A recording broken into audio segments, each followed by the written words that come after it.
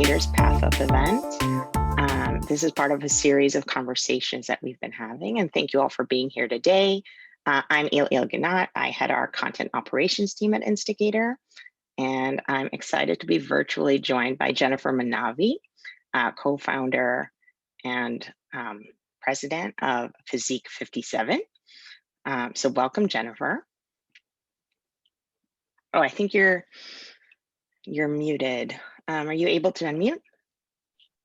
Yes, hi, sorry about that. Yes, thank you for having me. I look forward to the conversation. Oh, there we go, perfect. There's always some technical thing on whatever webinar we all attend.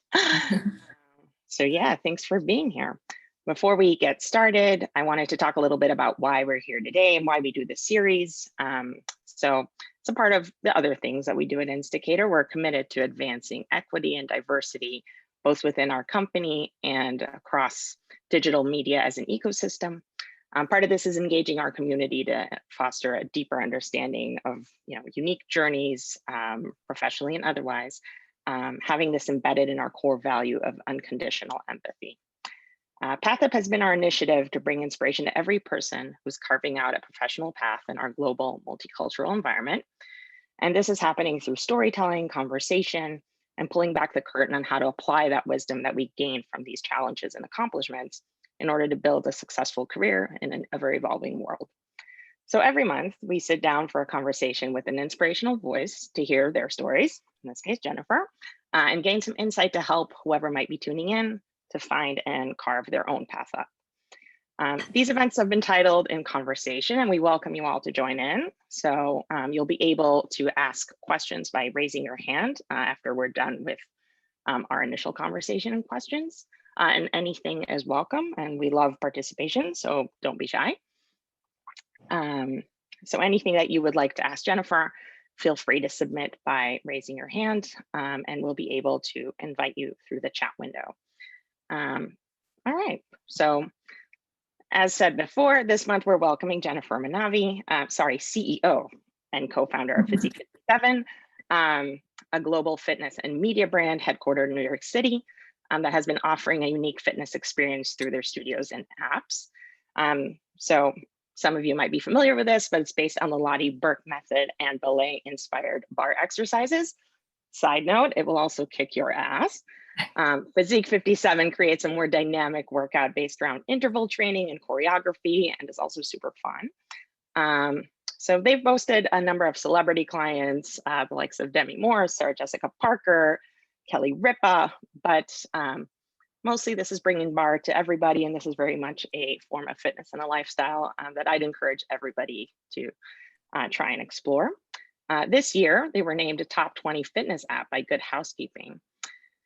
So before founding Physique 57, Jennifer, you worked for large banks such as Deutsche Bank and Morgan Stanley, co-founding Physique 57 with Tanya Becker, your partner, a bar instructor, back in 2006. Under Jennifer's leadership, the company has grown into a multiple global studios and introduced bar to an international audience. So all of this is a lot. And obviously I'm also fangirling a little bit because I have been to the studio, I've done the classes, have walked away very, very sore. So thank you. I'm excited to have this conversation and hear more from you. So with that, welcome to thUp, Jennifer. I'd love to ask you a little bit about your background as a start, like what inspired you as a child, how those around you ultimately influenced the path that you chose. Yes, well, thank you again for having me. And I really started moving my body when I was just 2 years old. My mom signed me up for a dance class, and really from 2 years old on, I have either been involved with dance or fitness. So I danced all through high school, all through college. However, I chose more of a business career. So I went right to asset management firms and then Deutsche Bank, Morgan Stanley, as you mentioned. So I was really in the finance industry for so long. I went to Columbia Business School, and I figured that my life would be about doing banking during the day, and then I would exercise at night. And so when I left college, having danced, I then ended up trying to dance and take some dance classes in New York City, but they're so hard. So in New York, a beginner class at a dance place like, let's say, Steps or Broadway Dance Center is really like super advanced anywhere else in the world. So to go from college to just a regular dance class was pretty impossible. So then for movement, I really started to exercise more. But I really didn't like most of the options. It was at the time, this is in the mid 90s, it was mostly just big gyms or really tiny off the beaten path yoga studios. And there really wasn't much in between. And so I really didn't even exercise that much. In business school, I didn't exercise at all. I think I went to Equinox one time in those 2 years. So it was not a good situation. And then a friend told me about this bar class that she took, and it was called, as you mentioned, the Lottie Burke method. And she actually was saying it was so hard and you'll be so sore and it's grueling, and all of that sounded so great. So everything that she was saying that was actually scary about the class is what was actually attracting me to the class. So I tried it and I loved it, and I really never turned back. And I took one class and I just figured right away that it would be a big part of my life. I didn't know that I would then own a bar studio or many of them, but at the time I knew that this would be a place where I could really mix fitness and dance. And you don't like necessarily dance in a bar class, but you do have a bar, and it very much is based on dance fitness. So it's great for lengthening and toning your muscles, and you really can create kind of a dancer's body, and it's just and safe and effective. So that's how it all happened. It really went from dancing to finance to then mixing the two. Right. So that's interesting. How did you, aside from identifying just, dance inspired fitness as a passion point for you, when did it start to seem like a viable, like this could be a career? Like what drove you initially towards that path? It was really a very short period of time. I think I came up with the idea in about 48 hours. So Wow. this very, very well-known fitness studio called the Lottie Burke Method existed in Manhattan, only on the Upper East Side in a townhouse on 67th and Madison. So not necessarily a place you would just walk by and notice. It was like tucked into this townhouse. And so I had heard about it and I went, and as I said, I loved it. And I went all the time, and it was just this one studio. And then for a couple of reasons, not having anything to do with the popularity of the business, it closed down. And the owner decided to move away, and she closed down the studio. It was really more of a real estate situation she was challenged with. And I was like devastated when she announced it was closing. And I just thought that someone needs to keep this studio going, or this type of studio going. And I just immediately figured that it would be me. And I was in the park. I had a 1-year-old at the time. And I remember I was swinging him on the swing. And this is why some of the best ideas, they say, don't happen in your office. They happen in other places. Right. And just in Central Park. And I was swinging my little 1-year-old on the swing. And I was like, wait a minute, I should totally quit my job and start a new studio. And by the time I left the park, like I had the whole business plan in my head. So it really just came to me, and I figured someone has to do it, and why not me? Why not it be me? And I knew that there was a lot of demand for this type of exercise. And I knew that a lot of people were very, very disappointed that her studio was closing. And this is 2005. So this is before boutique fitness was even a thing. So Right. I didn't necessarily have a sense that there was a macro trend. I just figured on a very micro level that those women who were there might follow me to another studio. So I contacted Tanya Becker, who was the top instructor there, and took her a little convincing to agree to work with someone she had never even met actually at the time.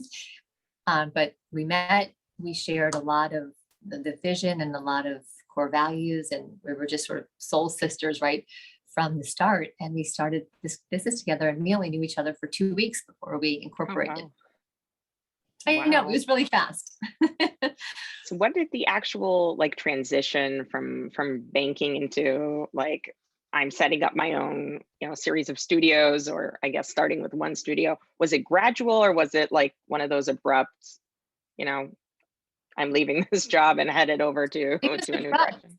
From the Wow. time from the time I walked out of the park to us opening was only like 7 weeks. So it was really Wow. quick. It was really quick. And it was just an opportunity that I took advantage of right away. And we incorporated, and then we had to build out the studio and do a lot of things to get actually opened. But we incorporated in October of 2005. And the idea for the studio was born in August 2005. So That's pretty quick. yeah, that's amazing to think of, knowing like what you guys have today. Looking back, do you have a sense that you always wanted to be an entrepreneur, brought some natural entrepreneurial spirit, or how did that, like, I guess, gain of confidence to do that work out in your head?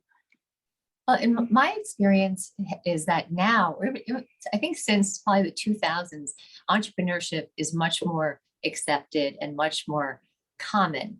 And it's been studied, it's been taught. There's Entrepreneur Magazine. I mean, being an entrepreneur is still a unique career path, but a career path nonetheless. Prior to that, it wasn't so much of a well-known path. And I think the internet, like the boom of the internet in the mid 90s, created a lot of very well-known entrepreneurs, as we all know, a lot of that Silicon Valley crowd. And so growing up, when I grew up more in the 70s, 80s, 90s, it wasn't really something we talked about. But looking back, I think I was entrepreneurial. So I actually started the first third grade cheerleading group in my elementary school, first and last, by the way, cheerleading group. And then I would sell barrettes to people in my school. But I don't know at the time we had a language that someone would say, oh, she's a budding entrepreneur. It was more just, here's a girl walking around selling stuff. So Right. over time, I just became entrepreneurial, again, not really knowing quite what even that was. But when I took entrepreneurship at Columbia Business School, it like completely opened my eyes. And at the time, it was just this class you could take. Some people probably thought it was a easy class just to get the credits, and it was an elective. And I just signed up for it because it sounded interesting. And lo and behold, it ended up being my favorite class the whole time. However, I didn't become an entrepreneur right after. That's when I went straight to Morgan Stanley.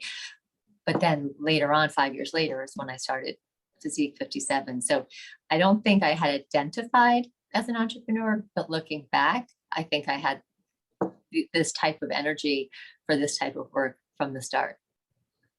That's great. Do you have like any fears that you might have to find yourself, back in banking or finance? Like, was Yeah. there I'm leaving this door maybe a little bit open, or? Well, I think I don't know if it's different now because I've been gone for so long, but at the time when you worked it's probably still the same. When you work at a Morgan Stanley or a Goldman Sachs or one of those big companies that recruits for business school and puts you on a track, it's pretty hard to leave and come back. They don't really leave a seat for you because you're either like you're either kind of up or out. So I knew leaving that I probably wouldn't go back.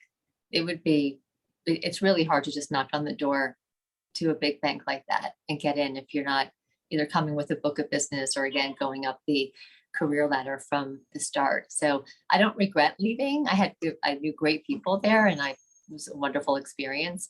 And I didn't leave finance because I wanted to leave finance. I just went into fitness because I wanted to be in fitness. Right. Well, personally, I'm glad you made that move. You're obviously very passionate about introducing bar as a method, as a form of fitness to a larger audience through both physique, the classes, the app. How do you look at lowering the typical barriers of access, both when we think about something like boutique fitness as well as bar itself? Like, some people might be, I know I was just scared to death before first class. Like, I don't dance. I would literally not want to dance in public ever.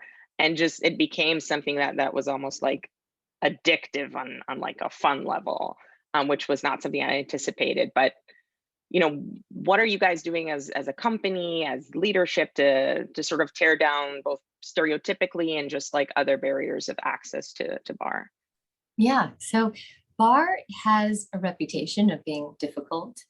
a lot of people don't know about bar, first of all. So we do have to just generally increase the awareness of what bar fitness is. People know what HIIT is and dance, cardio, Right. spinning.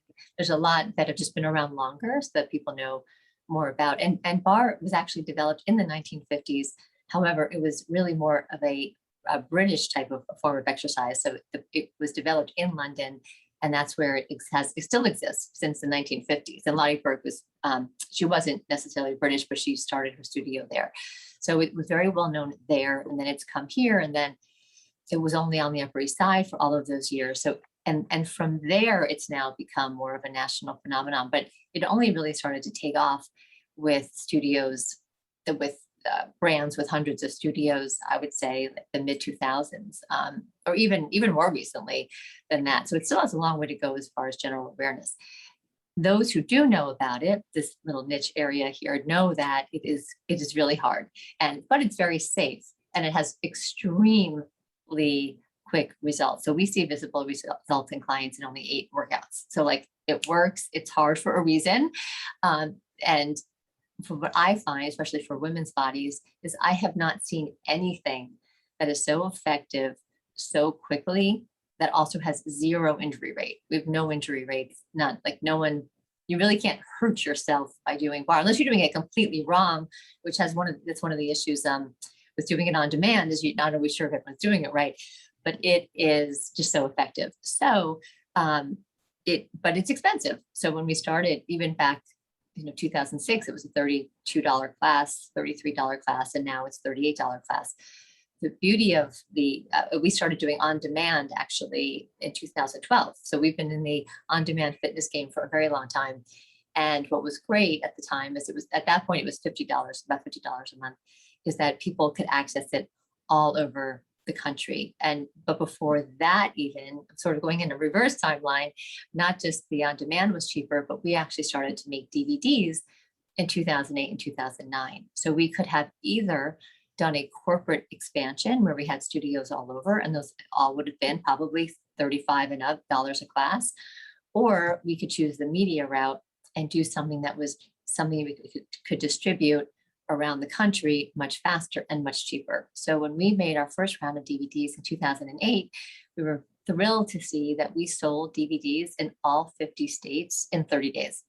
So to think that someone could buy maybe it was like a $20 DVD in, like Alaska or Nebraska and do Physique 57 workouts was like really exhilarating, because we knew that we could now bring Physique 57 to people all over the country, and then ultimately all over the world at different price points. So you can come in and pay a lot, or you can just buy a DVD and have access to the method. And we continue to do that. So we have Instagram product, we have virtual classes, we have the online platform. We have an online platform in Thailand and also in India. So you really can access this around the world at all different price points. So the barriers have really come down. Right. Speaking of the global expansion, I know that you guys currently have studios, other than, of course, in big cities in the States, in Dubai, Mumbai, Bangkok. How do you decide like which, markets you're going to go into? What locations make sense for the brand? Are there any other international locations that you guys are kind of eyeing, and could shed some light on why those might make sense?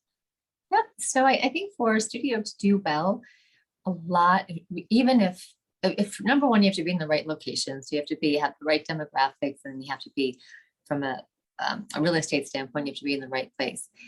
But a big part of being successful is you need to have passionate owners who know the city and know the communities. So when we've thought about international expansion, we went slowly. We've always gone very slowly in our growth to make sure that the quality is number one. And in those particular cities is where we had clients from New York City that were moving back to their hometowns. So all of those studios are run by former New York City clients. And they were from Dubai, from India, from Thailand, or had close affiliations through marriage and family or other things with those cities.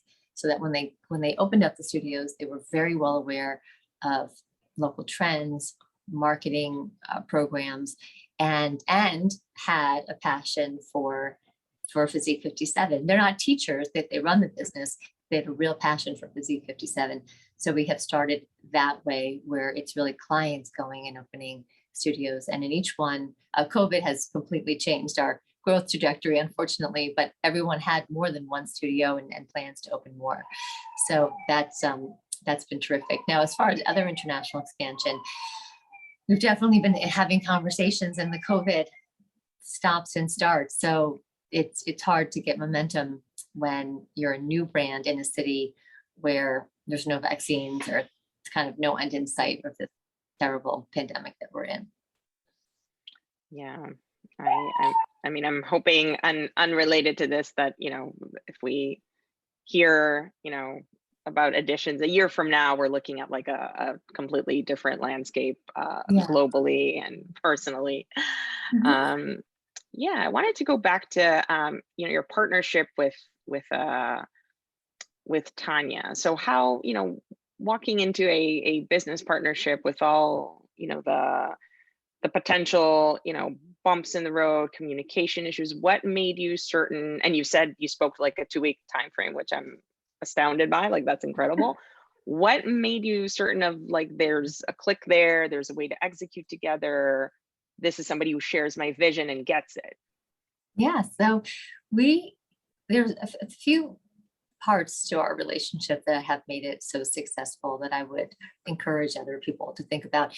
One is that we have a very, very clear division of labor. Tanya is the chief creative officer. She developed the method. So this is based on the Lonnie Burke method, but it wasn't an exact copycat. That particular product or that format had been in existence in Manhattan for about 30 years, but it was we loved it, but it was definitely due for an upgrade. And we wanted to bring it to a younger fan base. And we also wanted to bring it to Midtown and just have more people try it. And it used to be kind of an Upper East Side, older ladies type of exercise. So we definitely made it more current. So there was a big job there to make it more relevant and attractive to a younger clientele. So that was her job. She had to find all the teachers, she had to train them. So she worked for 2 years straight without one day off.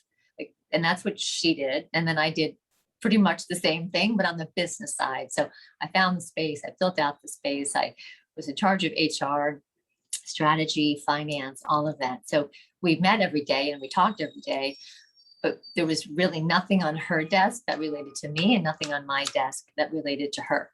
And that's the same to now, 15 years later. We have very, very different jobs, and we collaborate, we talk all the time, but I've never taught a class before in my life. She's definitely more involved in the business than I am.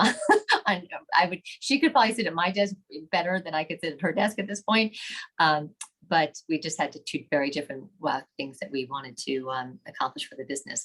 And then the other thing is just really, really having shared values and just having a real agreement. And it was just innate, like we could pick it up from each other. It wasn't like we had to interview each other on this, but just how to treat people, how to run a studio, how to treat clients, how to treat the instructors, how to treat the front desk. So very much aligned in how we just on almost a daily interaction with each other and with our employees and our clients. And I could see that in her right away. And also she had an excellent reputation. She had been the top teacher at Lonnie Burke. I didn't know her I didn't really personally know her, but I knew all about her reputation, which was just almost perfect.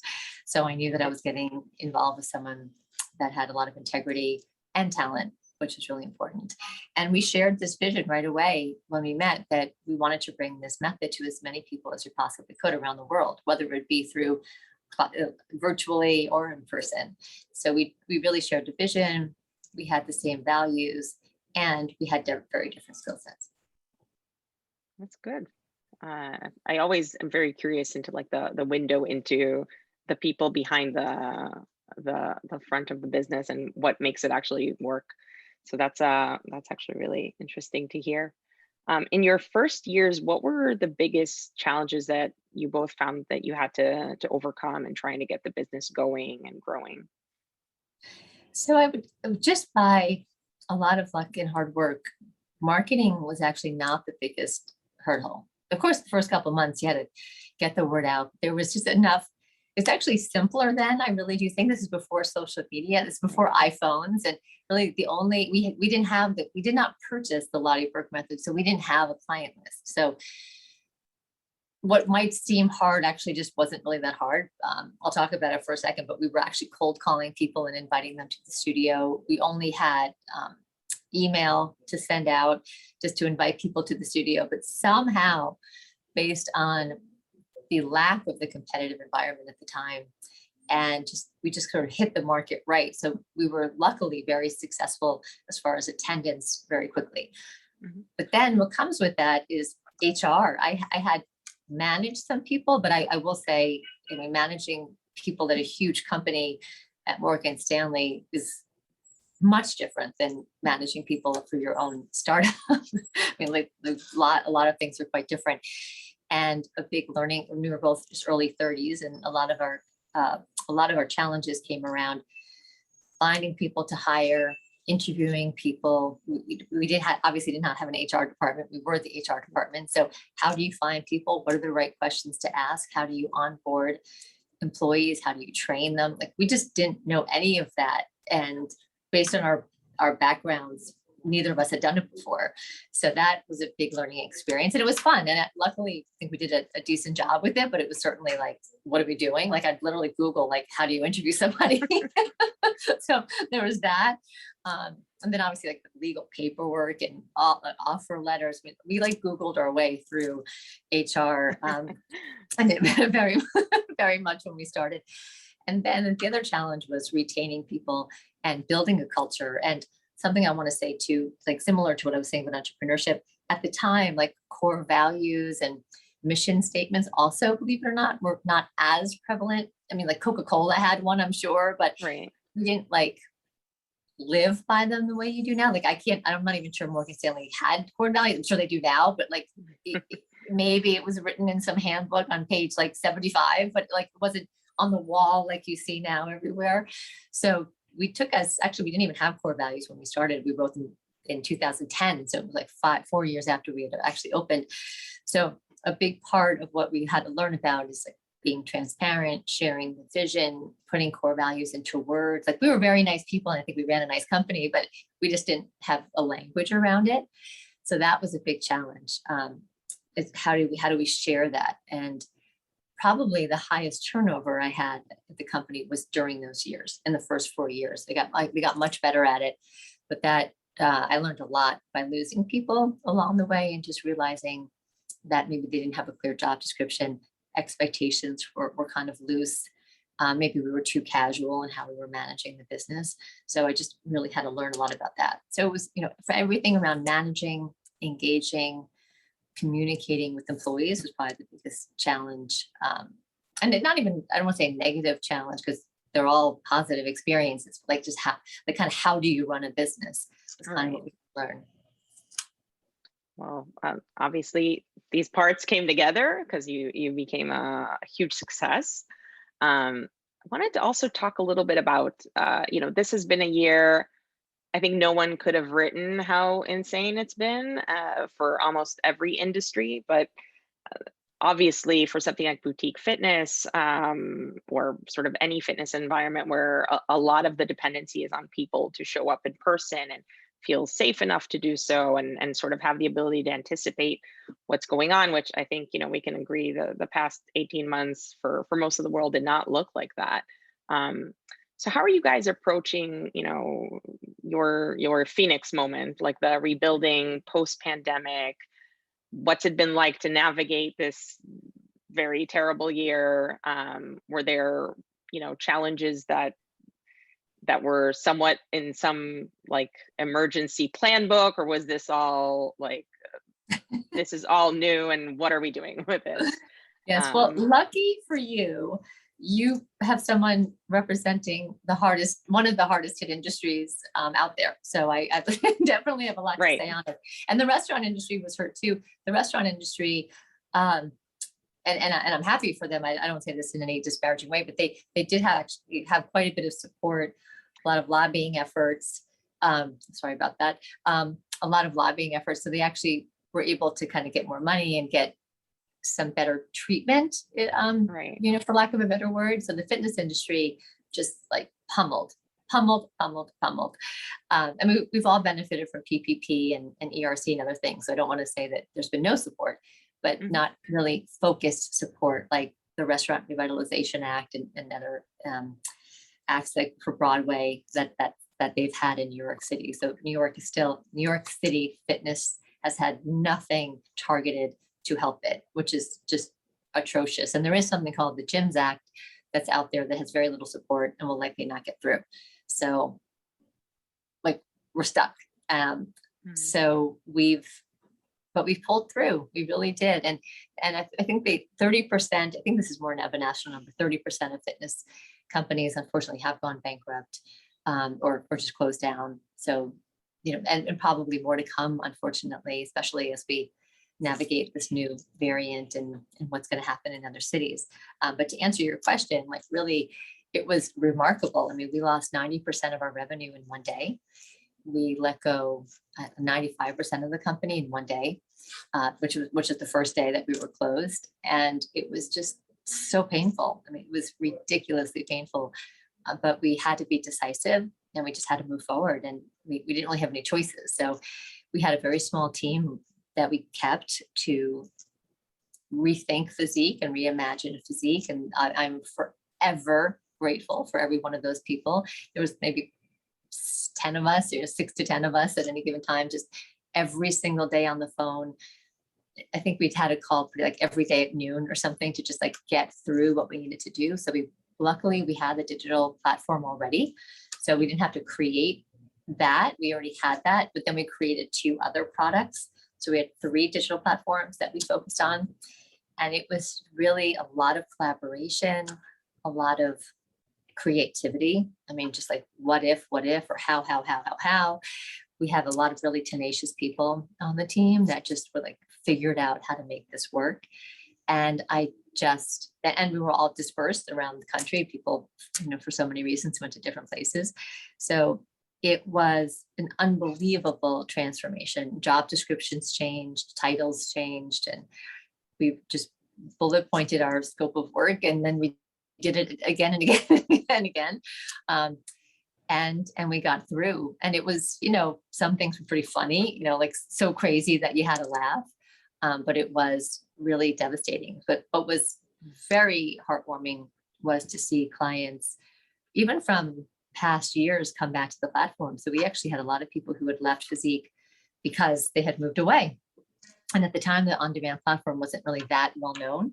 So people, if they moved away, they just stopped doing Physique 57. So we had people getting on our virtual platforms who had moved away like 10 years ago. So in fact, we welcomed back clients. Just as we were saying goodbye to clients, we were also welcoming back some clients on the virtual side. So it was just like a lot of ups and downs, but the fact that we could deliver the product globally day in and day out was very rewarding. And then we were able to bring back employees. So like that's been a huge focus of mine, is like, how do we get them back? And then can we give them enough work to make moving to Manhattan work? You know, we're still working on that, but we've been able to bring back amazing instructors and studio teams, and that's been incredibly rewarding.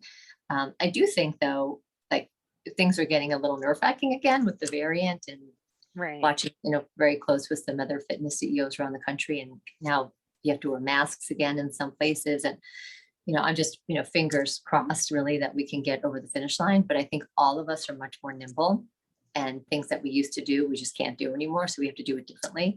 And we'll just continue to do that going forward.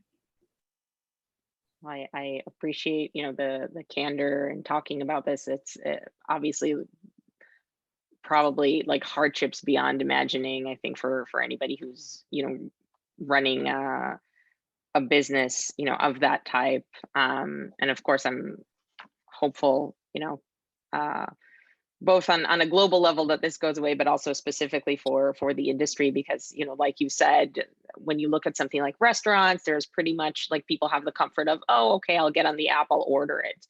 There's a little bit more of fallback than, you know, necessarily something like in-person fitness would have.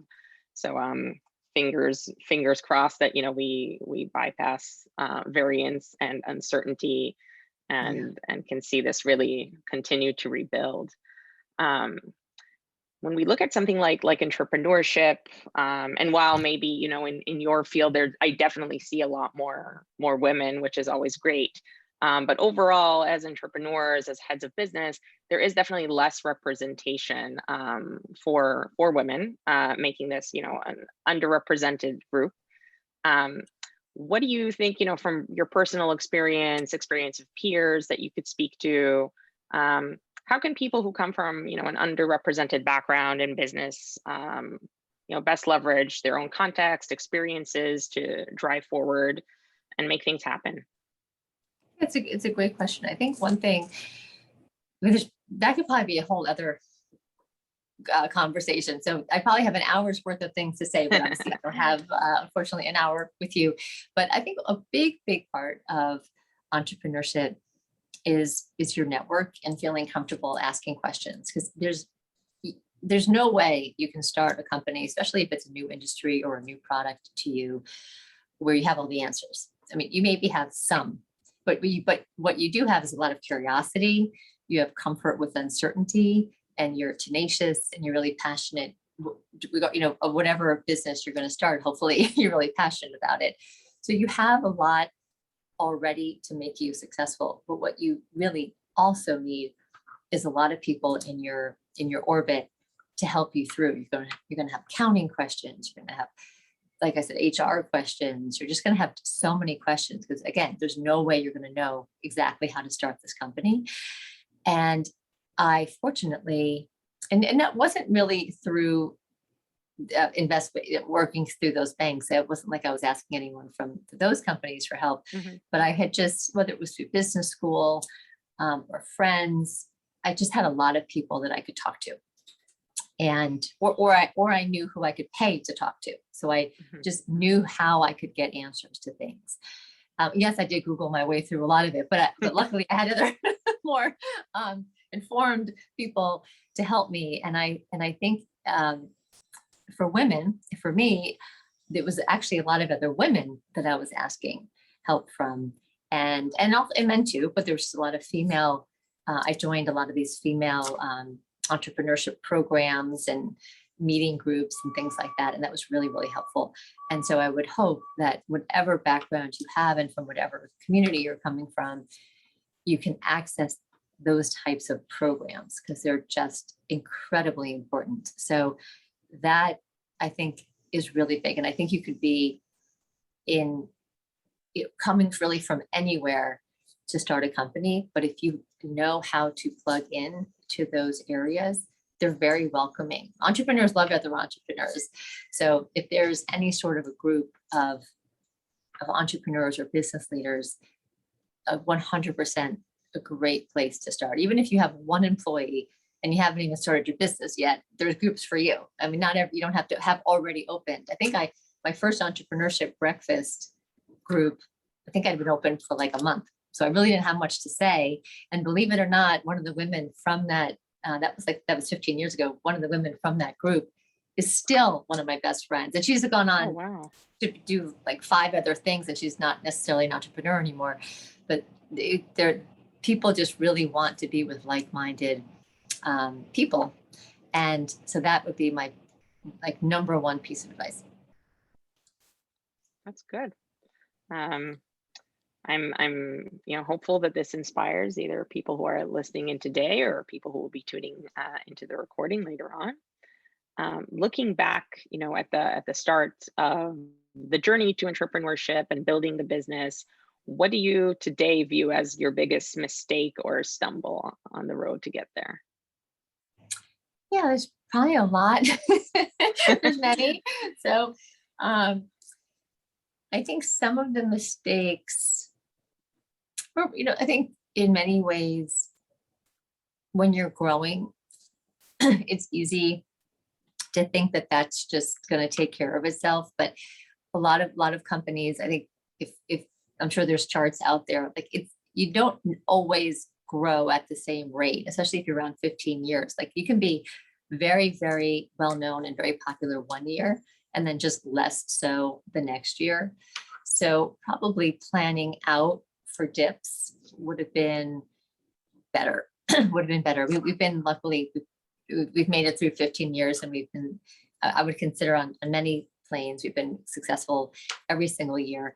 But sometimes you're going to have high attendance, sometimes just less so, depends who moves into the neighborhood, depends on what your competitive set looks like. So humility is our number one core value, and as a company. And I would just urge everyone, every entrepreneur, to be humble. And you're really only as good as the day before. And I also say that we're only as happy as our least happy client. And so you just have to, like, every day is really a new day. So I really can't point to like an example of like, on this day, this thing happened. But I just know, like, when I was going to conferences in year 2 and 3, we were definitely like the shiny new thing. And it was all very fun and exciting.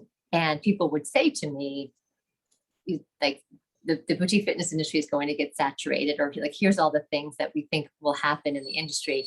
And I just probably didn't believe it so much. I was like, oh no, but we're awesome, you know, and we are awesome. But yes, it did happen. We did have competitors. We had, like, there was one year where we had 41, over a 2-year period, we had 42 competitors within like a 10 block radius of each one of our studios. I mean, would I have known that? No, but now on, I'll just pretend that is going to happen, because you really have to stay sharp all the time. Wow. I can't even imagine that, like, numbers wise. But I hope the streak continues. Yeah. Global pandemic, hopefully going away aside, what are you finding yourself looking forward to the most professionally and personally this year?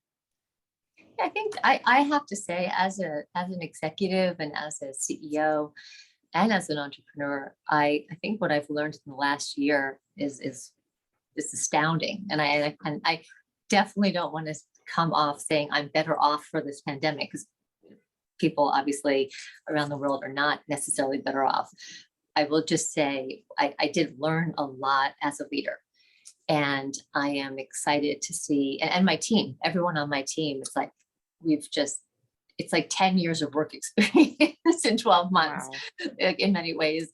So I'm just excited to see for my team and for myself, like, to take what we've learned, whether it's to be more creative, to be more nimble, to be more responsive, like all of the things that all of us did, you too. I mean, not just us, but what everyone had to do to get through the last 12 months will make us stronger going forward. And I'm excited to see how mindsets have changed, or I know that mindsets have changed. So I'm excited to see what happens as a result of all of these changes, and how we can develop even a better business going forward, because we're really starting almost from scratch, and excited to see what we decide to do from here. Yeah, I'll be excited to watch. I know that we talked a lot about balance and burnout in our previous conversation, both in relation to the pandemic and unrelated to it. What do you find that you're doing personally to approach wellness and maintaining balance in your own life, as well as encouraging team members to do so, that they're bringing their best selves to work? Yeah. So, I mean, obviously it's a fitness company. So of course, right, I have to say, which I truly believe, that exercise or movement doesn't even, I think the word exercise is a little scary. I think when people think exercise, maybe they think that they have to do push-ups and sit-ups and do what you did in gym class when you were growing up. And it's really just more about movement. So whether you're doing some stretching or you're doing crunches and burpees, like whatever it is, I think moving, getting your body to move each morning is so, or day, any time of the day, is so important. And there's a lot more scientific explanations for all of this we don't need to get into, but like, there is the science behind moving your body and what it does for your brain, what it does for your heart, what it does for your whole body, head to toe. And that, endorphins, etc., that is just critically important. So I do, which luckily it's not too hard in a fitness company, to encourage people to exercise. and get sleep. But it's been hard. Like we've tried, like we've given days off on busy months. Everyone gets an extra day off. But sometimes it's hard to like that. What I've learned is that that's not enough. Because the feedback I get is like, thanks, but that just means I have a lot more work the day I come back. So I have found that it has not been very successful to just give people more days off. Like if a company wants to go from, say, I don't know, 18 days of PTO to 25 days of PTO, you're not necessarily saying to them, and there's 7 more days that you don't have to do something, because you just have to do it when you get back. So Right. I think what I'm trying to do more so instead of, so I'm doing that, but realizing that that's not really the elixir for being for burnout. So instead, really focusing now that we're kind of coming out of this pandemic on just rewriting job descriptions, being more focused, and giving my employees a better chance to be successful. Because I think when you go to work and you leave and you still have this tremendous to-do list and you don't feel successful, that can cause some burnout. So I'm trying to create a better environment for people to say, okay, maybe I have less responsibilities, or my responsibilities are more focused. So the likelihood that I can actually achieve my goals is greater. Yeah, that's a perfect frame of thought. I know that we had also discussed, how fitness and health are sort of ever evolving topics of discussion, a bigger part culturally for sure. Whether it's conversations about body positivity to counting macros, different types of, people doing keto or trendy workouts, the CrossFits of the world. What do you believe is still somewhat missing from the societal conversation on health and fitness? Where do you see that going? Yeah, I think we are way too easy on each other. So if I were to say, if you came to me and said, I just went to a store and I screamed at the checkout person because they took too long to make my coffee, I would probably be like, you sure you should have done that? Like, that's not so nice. I would likely have given you, or maybe I would, depending on how well I know you, I guess, I would give you some feedback that, like, did you have to go yell at that person at the store? Yet when we have friends who say, I haven't worked out in a year and I'm completely treating my body horribly, I don't know that we really feel comfortable saying, like, well, that's also not good. Like, why aren't you treating your body that well? And I think we're very permissive when it comes to letting our loved ones and friends like sort of get away with treating their bodies badly. And I think there's like this taboo, like you talked about body positivity, which I'm all for, but there's also just health, living a healthy lifestyle and living a long life and being around for your loved ones. And I just think people can kind of get away. I think we've all tried to become much more self-aware, and we're hopefully nice to each other and treat other people well. And there's a standard for that in our society, but there does not seem to be a standard for how we're going to treat our own bodies. And something that we talked about, even in a corporate setting, is that for centuries, when you were a worker, it was a lot about your IQ and your output, and like just how much is this employee going to benefit this company by what they produce, and productivity and output, and how smart are they and how good are they at their job. And then there was this wonderful, thank goodness, transition also, not just that part, but now the EQ. So are you treating others well? And so even if you have tremendous output at work and you're the best producer in your department, they used to really not care if you treated anyone well, but now you have to be a good producer as well as a good manager and a good leader and a good colleague. And there's a lot of emphasis on how you're treating other people. And there's trainings galore all over the world on developing your emotional quotient or your EQ. But it just ends there. So what really I think is the next one is, how are you treating yourself? So produce for the company, great, check the box. Treat other people well, create leaders, be a leader and create leaders yourself. Check the box. And now I want to know, how do you treat yourself? Are you doing all of these great things for the company and for the people in your department? Or are you going home and getting 4 hours of sleep a night and having cheeseburgers every day? Like, I want to know that now. And Right. that's still taboo in the workplace. Like, I don't think you're allowed to interview and say, like, tell me what you ate yesterday. And I actually don't think that's a good interview question, but I'm just saying we don't really have permission or a method for asking people how they treat themselves in a way that's appropriate. And we should figure out a way to get there, because I want to know when I'm hiring somebody if they do treat themselves well, and do they know how to practice work-life balance? Do they know how to monitor themselves? Do they have a way to maintain a healthy lifestyle? And I'm not asking them to be vegan and work out every day. I'm just wondering, I'd like to know how people deal with that. And I want to know that before, rather than when they're already burned out 6 months into the job and they quit. So I think we have the right to know this about our employees, but I don't think we have permission to do that yet. Fascinating. That's something that I would love to watch. Just knowing now that I feel really grateful to be, most of my work life has been in the post EQ phase, and I just can't, like, sometimes you hear stories and I'm like, I that sounds like a nightmare, being in the before stage where it was just like, jerks welcome as long as you're brilliant and performing, which is definitely not, the state of things today. Got some questions from the folks tuning in. So, obviously you're a fitness studio, but not everybody is in a fitness role from the staff.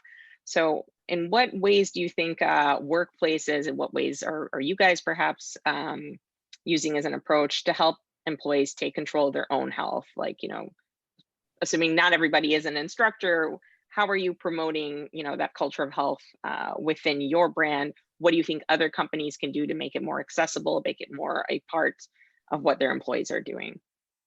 Yeah, that's a great question. So I will say we started to bring back employees. We had a great handful, and now we started to bring more back, and hopefully more and more back over time. And so I am now, especially in the last couple of months, thinking about how to get back to sort of, I would say, if this is the right language, like reinstating our corporate culture.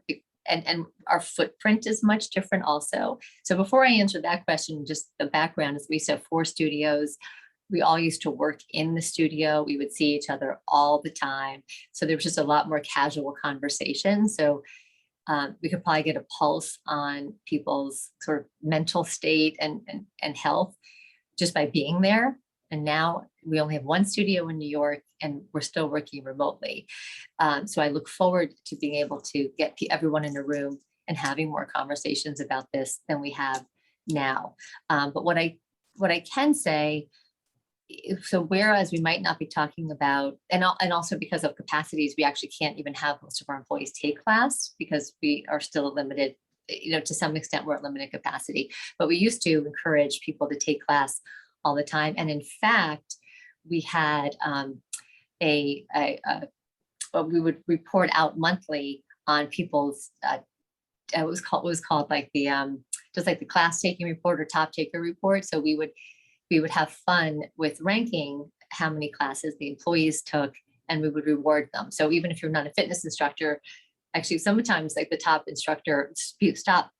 class taker was not an instructor, but it could be in marketing, it could have been in operations. So we had a lot of fun celebrating that, and other ways that we would have fun with people's fitness. And now more so, though, I would say we're really doubling, always have been focused on core values, but it's just the core values, like, why are you coming to work, having a mission, understanding what we're trying to accomplish to make you feel good about the work you're doing. And I think that is one way to keep people very balanced at work, is to understand why you are coming to work, and that we are here to unleash the unlimited potential in those we touch. That's our mission statement here. And we have 6 core values that we talk about quite often. And we congratulate each other on the work that we're doing towards our core values. So it might not be what are you eating and are you working out, but it's really how are you feeling about the work you're doing. And I believe that if you feel good about the work you're doing and the why behind it, you will have a better mental state as you're coming to work. And hopefully it's just a better experience all around. Thank you. We have time for one more question. So we got another question via chat. You spoke about, starting the business, or rather getting the decision around it while being with a 1-year-old in the park. What have you and how have you done it, done to balance, parenting with, you know, parenting your own business as well? And I mean, both require a great deal of nurturing. Yes. Well, that 1-year-old is now 17. Wow. So I have 3 children and they're 9, 12, and he'll be 17 next week. And so I've had 3 children throughout this process. And it's been very rewarding. And I know we don't have that much time. And of course, like I said, we could have different mini segments on all of these Right. different topics. But I would say that the one thing that someone said this to me when I was working at Morgan Stanley and about to head out on maternity leave with that 1-year-old at the time, was everyone gets my attention, just not all at the same time. And I really have thought about that almost on a weekly basis. So since I heard that, which was a long, long time ago, and how that comes to life is there are times when one of the 3 children need my attention more so, for whatever reason, going through a transition or just, needing help with something. And then there's times when the business really needs my attention. So that might mean coming into work on a Saturday or a Sunday. That might mean working late or taking work home with me. But nothing's forever. So it's not like I'm going to work every single weekend. It's just like I will explain to the children, there is something I need to go finish up at work. I'm going to go from 8 to 2, something like that on Saturday. And usually they don't even realize that you're gone, by the way. Like, you think you're so important. Meanwhile, when you come home, they're like, oh, I didn't even know you were gone. But so also just having a realization that we are important in all of these areas, but not everything is critically important. You don't need the CEO to make every single decision, and you don't need your mom there for every day. We need to be there when it's important. So I give people my attention when it's necessary, but there's sometimes where it just might not be so necessary. I hope to apply a lot of these. It's encouraging to find out that they don't realize when you're not there. Um, I'm keeping that one as a back of the mind memo. We've hit our time for today, so I did want to first of all, give a big thank you to you, Jennifer, for joining us today, and thanks for everybody else who joined us. We hope you found today's conversation as inspiring as we did. I welcome you to visit insticatorpathup.com to revisit any previous conversation chats that we've had, and to sign up to stay informed of any of our upcoming events. We're going to go live with a replay of today's conversation in the next week or so. So that'll be available in case you had to miss it or want to share it with anybody. And again, thank you so much for joining us today, everybody. And to you, Jennifer. Thank you. Thanks, everyone. Thanks.